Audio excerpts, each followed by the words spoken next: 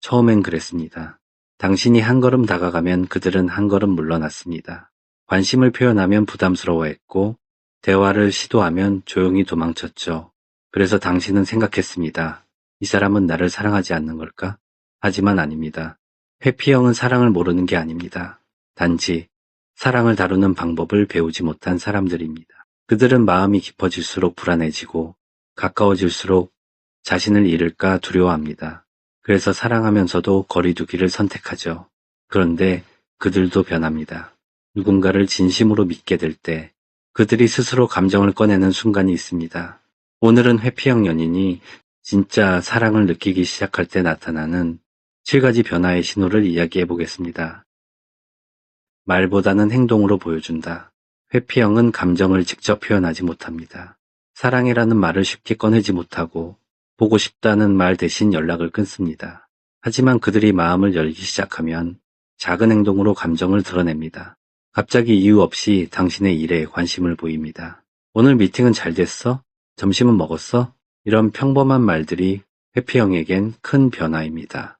예전엔 당신의 일상에 개입하지 않으려 했습니다. 왜냐면 개입하는 순간 관계의 무게를 느끼기 때문이죠. 하지만 이제는 그 무게를 조금씩 견딜 수 있게 된 겁니다. 당신이 힘들다고 말했을 때 아무 말 없이 곁에 있어주는 것도 그들만의 사랑 고백입니다. 회피형의 사랑은 말이 아닌 존재감으로 드러납니다. 그들이 곁에 머물러 있는 순간 이미 마음은 열리고 있는 겁니다. 내가 미안했어 라는 말이 처음 나왔을 때 회피형에게 사과는 매우 큰 용기입니다. 그건 자신이 틀릴 수 있다는 걸 인정하는 일이기 때문이죠. 그들은 언제나 내가 틀린 게 아니라 상황이 잘못된 거야.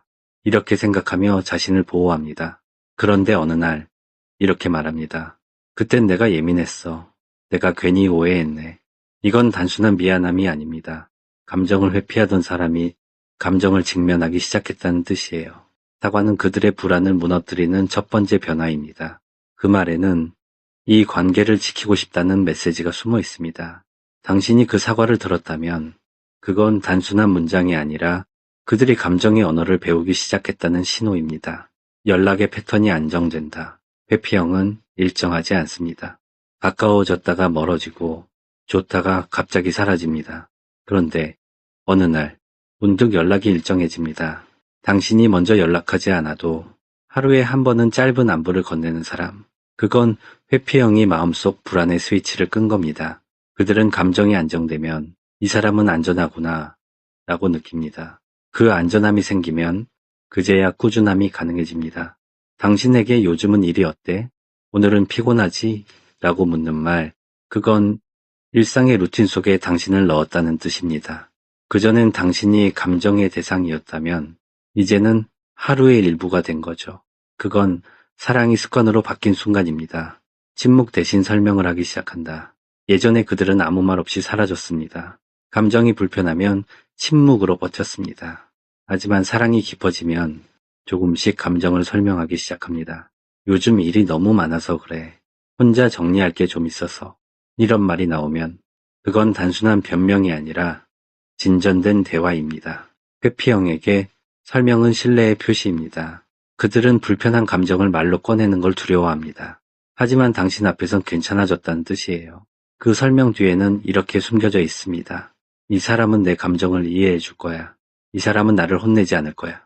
회피형이 감정을 설명하기 시작하는 순간 그들은 이미 마음의 문을 열었다는 뜻입니다. 다툼을 피하지 않고 대화를 시도한다. 회피형은 갈등을 가장 무서워합니다. 감정이 커질수록 자신이 무너질 것 같기 때문입니다. 그래서 싸움이 시작되면 바로 연락을 끊죠. 그게 그들의 생존 방식이었습니다. 그런데 이제 그들이 말합니다. 이 얘기 그냥 넘어가고 싶지 않아. 그래도 이야기하자. 그건 사랑의 신호입니다. 감정을 피하지 않고 마주보겠다는 의지니까요. 그들이 화를 내더라도 그건 당신을 향한 신뢰의 표현입니다. 이젠 도망치지 않아도 된다고 느낄 만큼 당신과의 관계가 안전해진 겁니다. 대화를 시도한다는 건 그들이 관계를 단절이 아닌 성장으로 받아들이기 시작했다는 것입니다. 혼자 있고 싶어가 줄어든다. 회피형의 대표적인 말, 그냥 혼자 있고 싶어. 그 말 뒤엔 이런 심리가 숨어 있습니다. 너를 미워해서가 아니라 나 자신이 너무 불안해서 그래. 하지만 진짜 사랑이 시작되면 이 말이 점점 줄어듭니다. 그들은 이제 혼자 있는 시간이 위로가 아니라 공허함이 된다는 걸 깨닫습니다.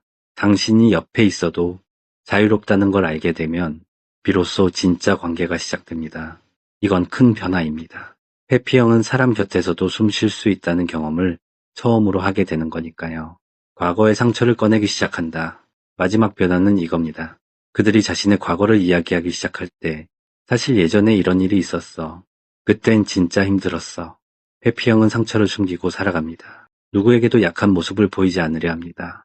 하지만 당신에게 과거를 말하기 시작했다면 그건 당신이 그들의 가장 안전한 사람이 됐다는 뜻입니다. 그 순간 그들은 더 이상 도망치지 않습니다. 왜냐하면 당신은 그들의 두려움이 아닌 안식이 되었기 때문입니다. 회피형이 과거를 꺼낸다는 건 그동안 봉인해왔던 감정의 문이 열렸다는 뜻입니다. 그건 단순한 사랑이 아니라 치유의 시작입니다. 회피형의 사랑은 느리고 복잡합니다. 하지만 그만큼 진심입니다. 그들은 단번에 변하지 않습니다. 하지만 한번 믿기 시작하면 그 신뢰는 오래갑니다. 당신이 그들에게 한결같이 다가가고 그들의 침묵을 비난하지 않고 감정 대신 안정으로 대했다면 그들은 반드시 느낍니다. 이 사람은 나를 바꾸려 하지 않는다. 이 사람은 그냥 내 곁에 있어준다. 그 깨달음이 왔을 때 그들은 도망치지 않습니다. 비로소 당신에게 돌아와 머물 줄 아는 사람이 됩니다.